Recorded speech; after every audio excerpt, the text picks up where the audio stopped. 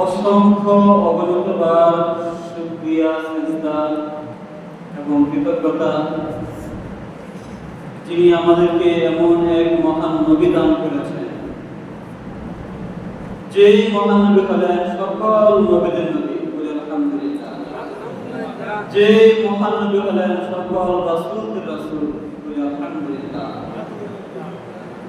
আল্লাহ পাক আমাদের পক্ষ থেকে অসংখ্য অগণিতবার দুরূদ এবং সালাম ওনার প্রিয় হাবিবের সোনার মদিনায় পৌঁছে দিন। সকলে বলি আমিন। হাজিরিন, আমরা গত সপ্তাহে আলোচনা করতেছিলাম রাসূলুল্লাহ সাল্লাল্লাহু আলাইহি ওয়াসাল্লামের মিলাদ শরীফ মানে কি, ওনার জীবন বৃত্তান্ত জেনেছিলাম। আল্লাহ পাকের রহমতে ইনশাআল্লাহ আজকে আলোচনা করব আল্লাহর হাবিবের কি শান, কি মান, ওনার কি ইজ্জত, কি মর্যাদা। ওমা তাওফীকি ইল্লা বিল্লাহ। হাজিরিন, আমরা অনেক সময় বলি চাঁদ কপাল, কি বলি? চাঁদ কপাল, অর্থাৎ যার কপাল খুব ভালো, আমরা কি বলি? চাঁদ কপাল বলি কিনা? আমরা এরকম আমাদের ওরকম চাঁদ কপাল। আমরা এমন এক নবী পেয়েছি, যেই নবী সমস্ত সৃষ্টির আগে সৃষ্টি হয়েছেন এবং দুনিয়াতে এসেছেন সবার পরে। এমন এক মহান নবী পেয়েছি, বলি আলহামদুলিল্লাহ। হাজিরিন, এমন মহান নবী পেয়ে যদি আমরা খুশি না হই, তাহলে বুঝতে হবে আমাদের পুরা কপাল। কি কপাল বলেন? পুরা কপাল। আমরা খুবই হতভাগা। আল্লাহ পাক পবিত্র কালামে সূরাতে ঘোষণা করেন, ইন্নাল্লাহা ওয়া মালাইকাতুহু ইউসাল্লুনা আলান নবী। আল্লাহ পাক এবং ফেরেশতারা আমার রাসূলের প্রতি সালাত পেশ করেন, সালাত পাঠান, অর্থাৎ আল্লাহ রাসূলের অনুমোদন করেন, রহমত নাযিল করেন। হাজিরিন, আল্লাহ পাক পৃথিবীটাকে এমন সুন্দর করে সৃষ্টি করেছেন, দেখবেন যে এক সময় এক জায়গায় রাত্র, ঠিক ওই সময় আরেক জায়গায় দিন, এক জায়গায় সকাল হইতেছে, আরেক জায়গায় সন্ধ্যা হচ্ছে। আমরা এক জায়গায় ফজর নামাজ পড়তেছি, উঠবো ফজর নামাজ পড়ার জন্য, আর এক জায়গায় আসর নামাজ পড়তেছি। অর্থাৎ 24 আওয়ার্স পৃথিবীতে আল্লাহ পাকের নাম উচ্চারিত হচ্ছে, কোথাও না কোথাও আযান হচ্ছে, হয়তো আমরা দেখতেছি না, কিন্তু পৃথিবীতে কিন্তু এই সিস্টেমে আল্লাহ পাক তৈরি করছেন। হইতেছে কিনা বলেন?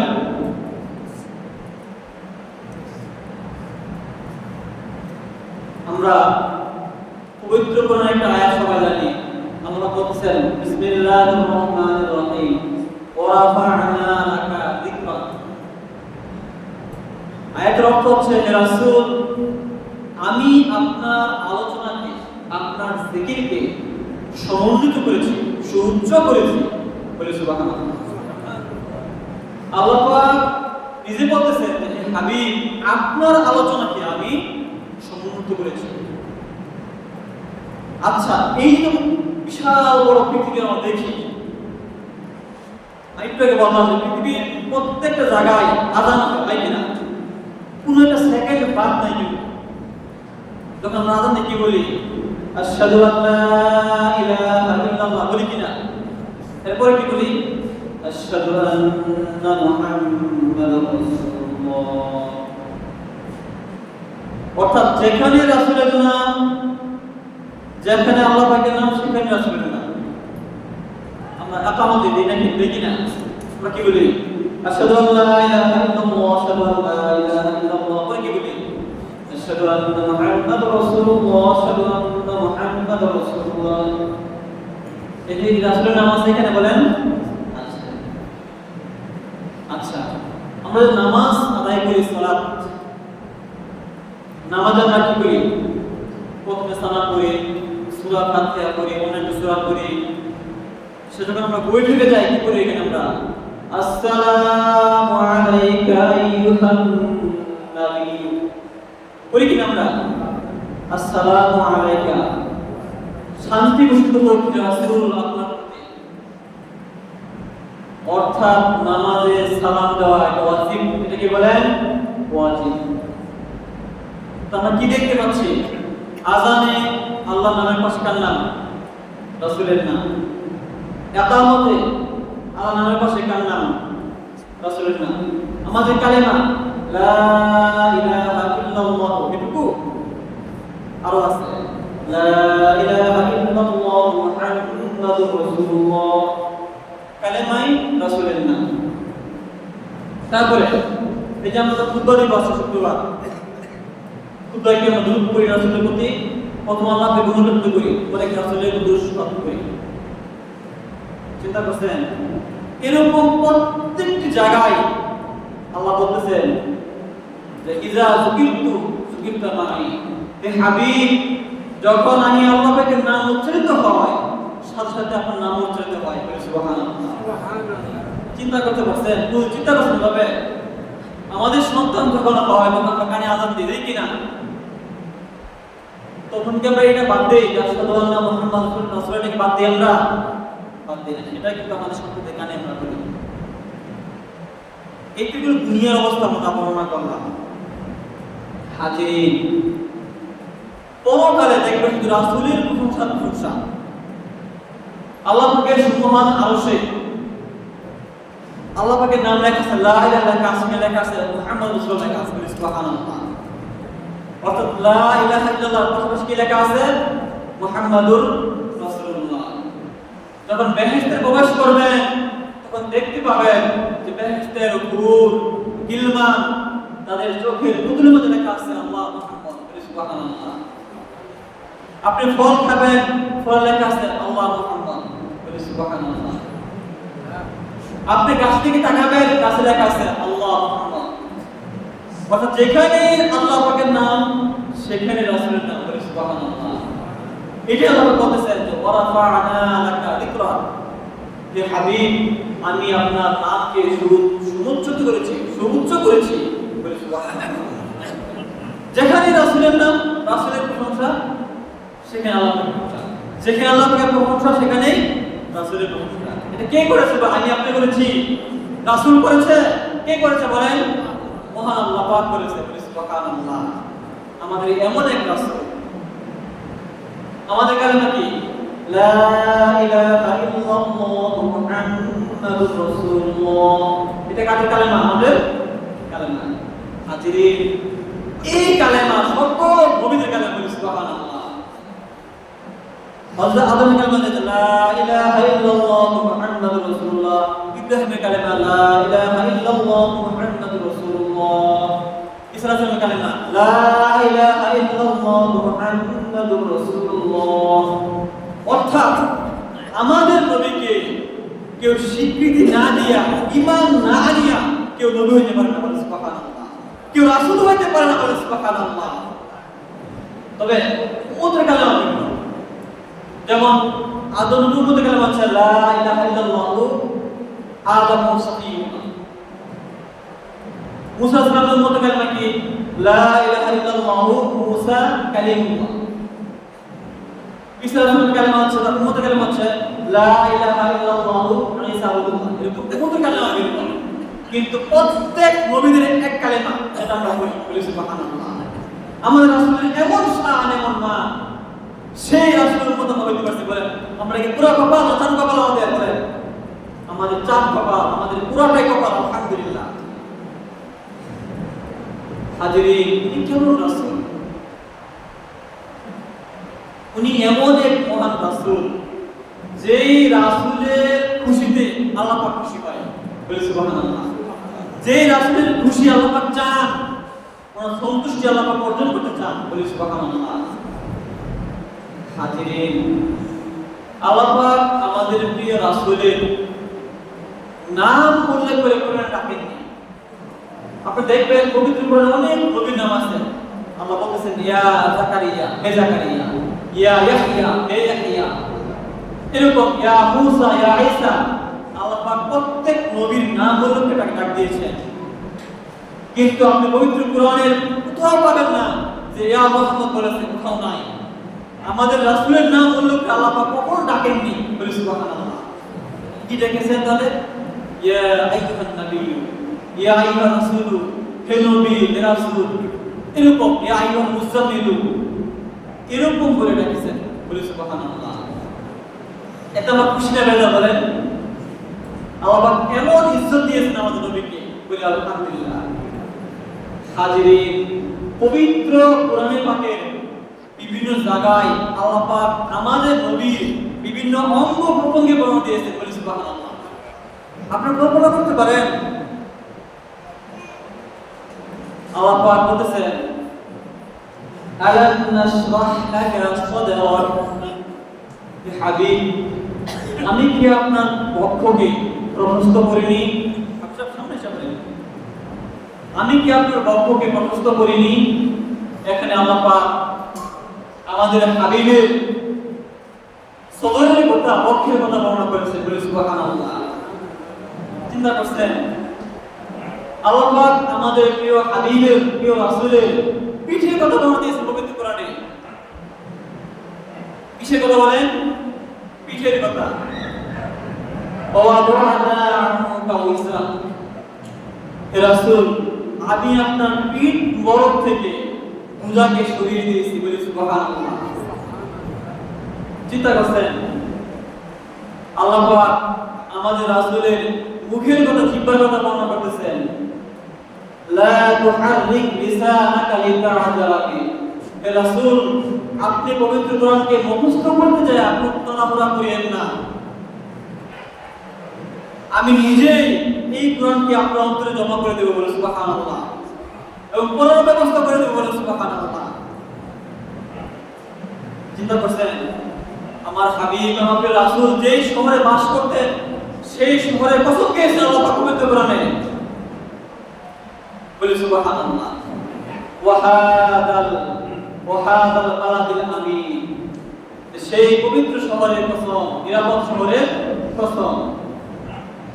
এরকম আল্লাহ পাক প্রত্যেকটি জিনিস ধরে ধরে বর্ণনা করেছেন আমাদের রাসূল। বলি সুবহানাল্লাহ। উনি এমন এক মহান রাসূল, মহান নবী। হাজিরিন,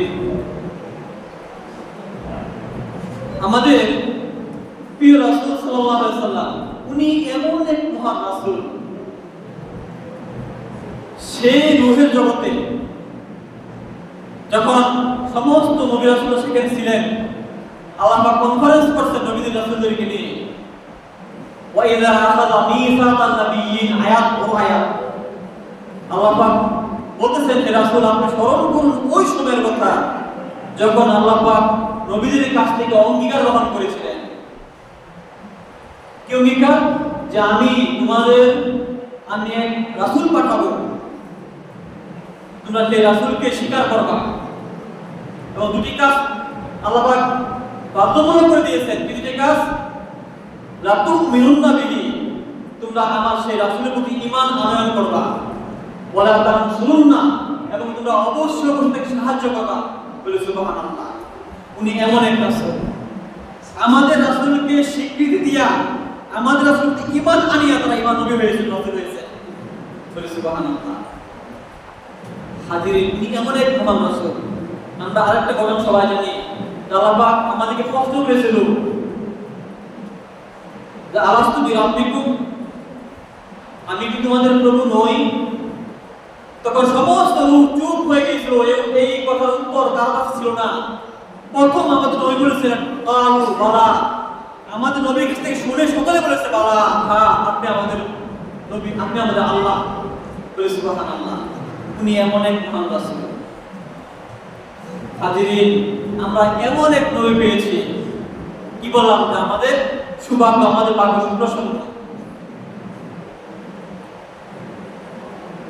হাজিরিন, আগের যে যারা নবী ছিলেন তাদের নবীরা যে কিতাব পেয়েছে, তারা যে সহিফা পেয়েছে, এগুলো হুকুম তাদের জীবদ্দশায় ছিল।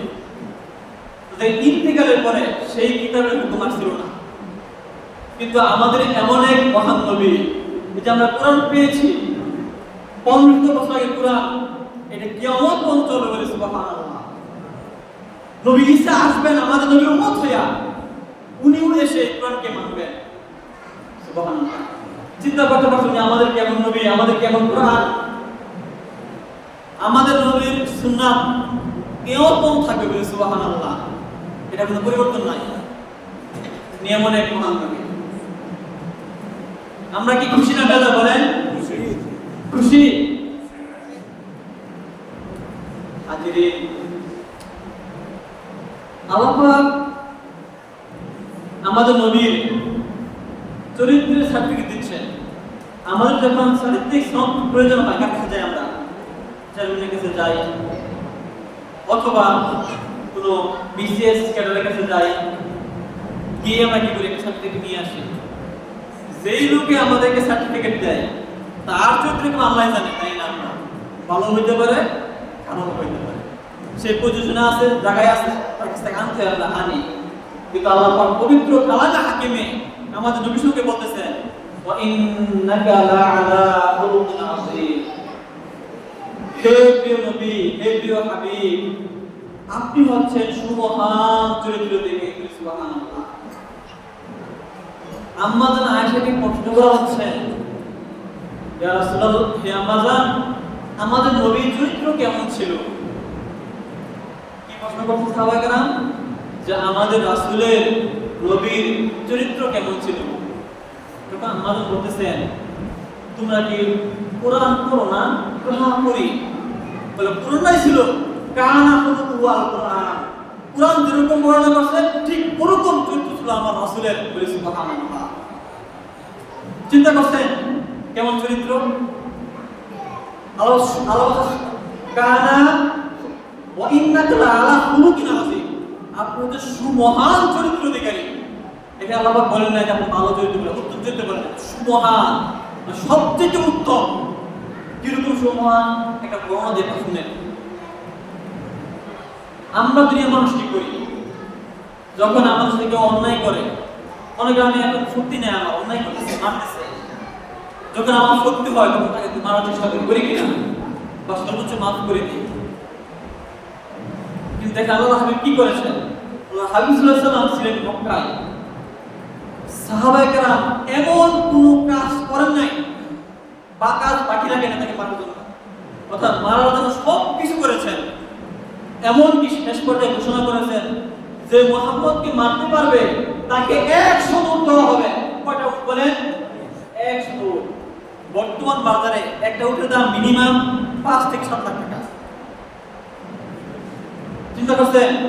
তাহলে 100 উটের দাম কত মনে করেন? অর্থাৎ ওই ব্যক্তি কোটিপতি হয়ে যাবে।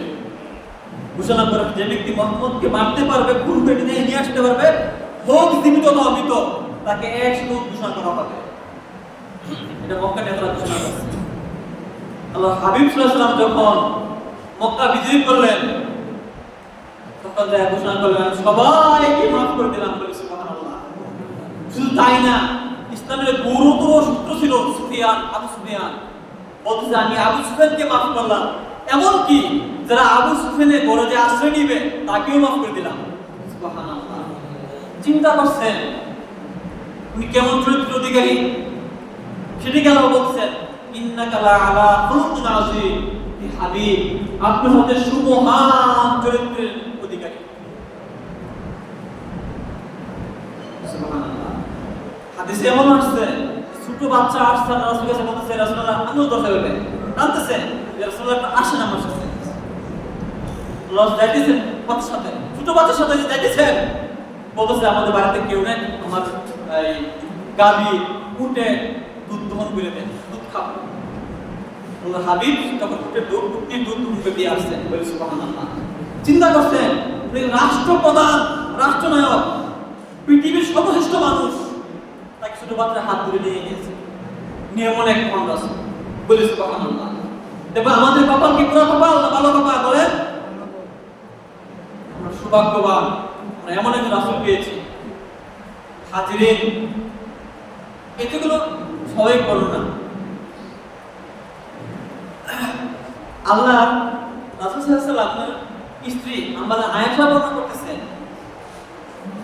যে মানুষের সূর্য উদয় হয় দিনের বেলায়। তখন সূর্য কখন উদয় হয় বলেন? দিনের বেলায়। উনি বলতেছেন যে আমার ঘরে সূর্যোদয় হয় এসব নামাজের পরে, সুবহানাল্লাহ। অর্থাৎ যখন আল্লাহ রাসূল ঘরে প্রবেশ করতেন ঘর আলোকিত হয়ে যেত, সুবহানাল্লাহ। হাদিসে আয়েশা বর্ণনা করতেছেন যে আল্লাহ রাসূলের চেহারা মুবারকের নূরের মাধ্যমে, আলোর মাধ্যমে আমি সুই খুঁজে পেয়ে নিয়েছি। সুই হারিয়ে গিয়েছিল, সেই সুইকে আমি খুঁজে নিয়েছি। আচ্ছা বলেন, সুই তো অনেক বড় জিনিস, এরকম বড় জিনিস, মানে কি পরিমাণ আলো ছিল চেহারার মাঝে, সুবহানাল্লাহ। সাহাবায়ে বর্ণনা করতেছে কেউ কেউ যে আমাদের নবীর চেহারায় সূর্য প্রদক্ষিণ করে, সূর্য ঘুরে, অর্থাৎ তারা আলোকিত, সুবহানাল্লাহ। হযরত জাবের একবার পূর্ণিমার রাত পরিপূর্ণ, আকাশ পুরো পরিপূর্ণ সাদা, পূর্ণিমার রাত কেমন সুন্দর থাকে দেখেন। তখন একবার আকাশের দিকে তাকায়, তাদের দিকে তাকায়, রাস্তার দিকে তাকায়। আল্লাহ বলছে, কি ব্যাপার, তুমি ওর দিকে তাকাচ্ছ, আমার দিকে তাকাচ্ছ কেন? বলছে, ইয়া রাসূলুল্লাহ, আমি দেখতেছি যে আপনি বেশি সুন্দর নাকি চাঁদ বেশি সুন্দর। আমি দেখতেছি যে চাঁদের চেয়ে আপনার চেহারা আলো অনেক বেশি। বলে সুবহানাল্লাহ। দুরূদ পাঠ করি।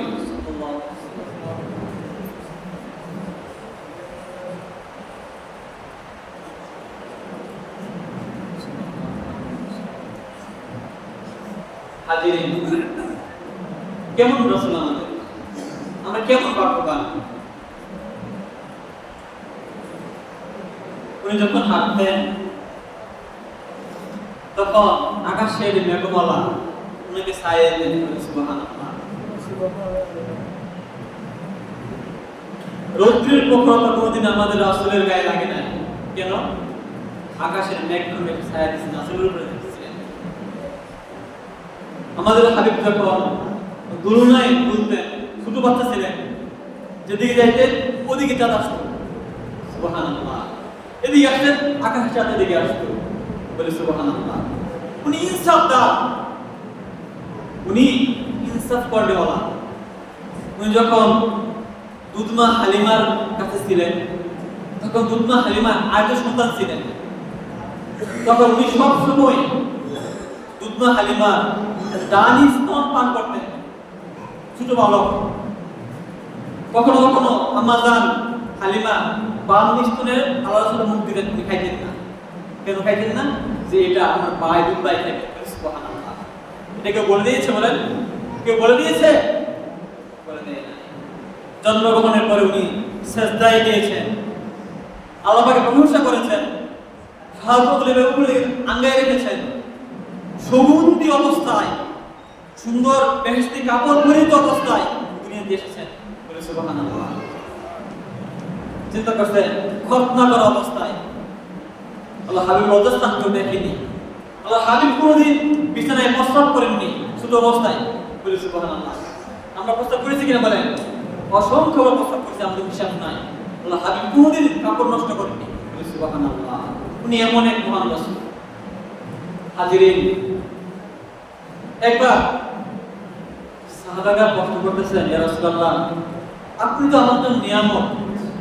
আল্লাহ হাবিব বলতেছেন, হায়াতি খায়রুল লাকুম ওয়া মামাতি খায়রুল লাকুম, যে আমি রাসূলের জীবনটা তোমাদের জন্য নিয়ামত, তোমাদের জন্য উত্তম বিষয়, এবং আমার ইন্তিকালটাও তোমাদের জন্য উত্তম বিষয়।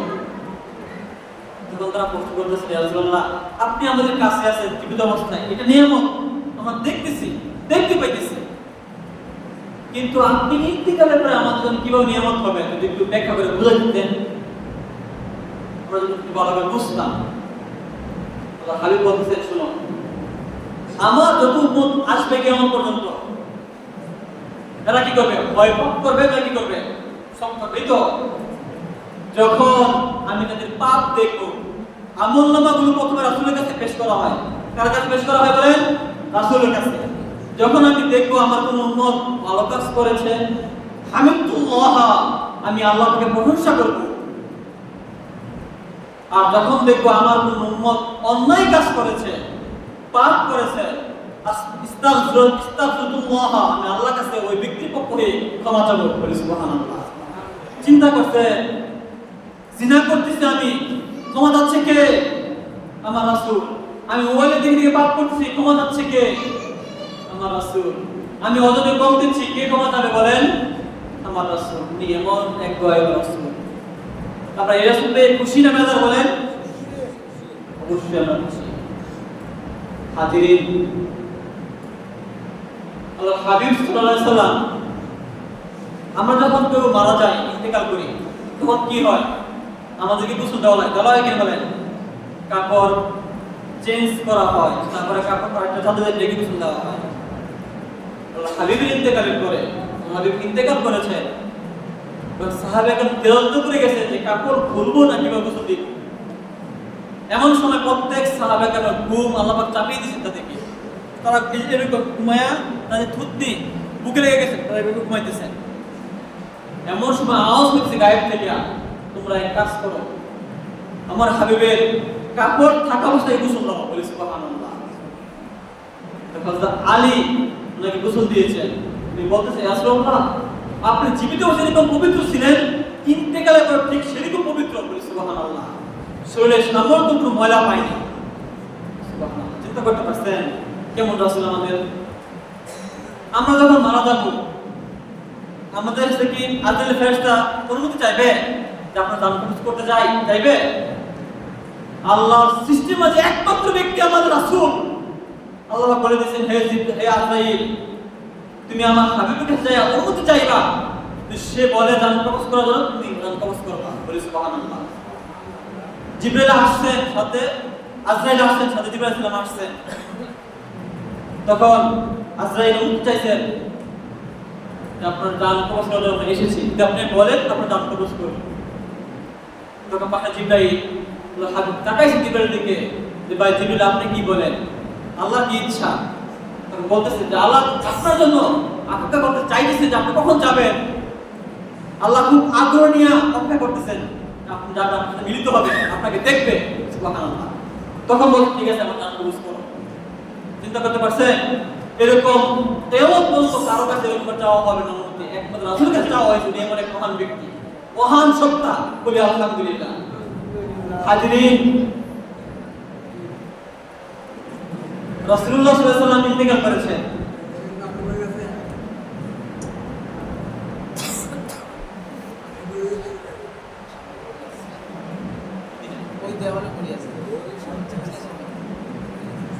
রাসূলুল্লাহ সাল্লাল্লাহু আলাইহি ওয়াসাল্লাম ইন্তেকাল করেছেন। হাদিসে আসছে, প্রত্যেক দিন, খেয়াল করেন, প্রত্যেক দিন ফজরের পরে ৭০,০০০ ফেরেশতা রাসূলের রওজা পাকের কাছে আসে এবং সন্ধ্যা পর্যন্ত তারা দুরূদ পাঠ করে, বলি সুবহানাল্লাহ।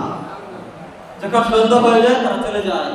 আবার বিকাল বেলায় সন্ধ্যার সময় ৭০,০০০ ফেরেশতা আসে, তারা দুরূদ পাঠ করে, সালাম পাঠ করে তারা আবার চলে যায়, বলি সুবহানাল্লাহ।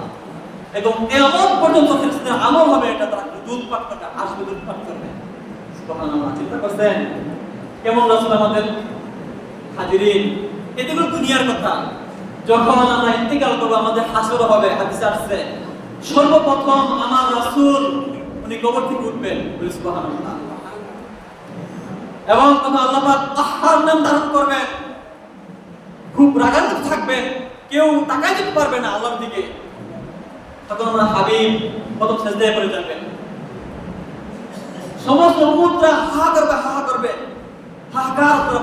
কার কাছে যাবে? বিভিন্ন নবীর কাছে যাবে, তারা বলবে না, সুপারিশ করার জন্য আমি যোগ্য নই। শেষ পর্যায়ে আসবে আমার রাসূলের কাছে, তখন উনি বলবেন, হ্যাঁ আমি তো এটা যোগ্য, আমি সুপারিশ করবো। তখন সিজদায় পড়ে যাবেন। সিজদায় পড়ে আল্লাহ প্রশংসা করবেন, এমন প্রশংসা করবেন, আল্লাহ খুশি হয়ে যাবেন, আল্লাহ পাকের রহমতে দরিয়ে ঢেউ উঠবে। তখন বলবেন, হাবিব আপনি মাথা তুলুন, আপনি কি করুন? মাথা তুলুন। ইসফা তুসাফা, হে হাবিব আপনি সুপারিশ করুন, আপনার সুপারিশ কবুল করা হবে। সুবহানাল্লাহ।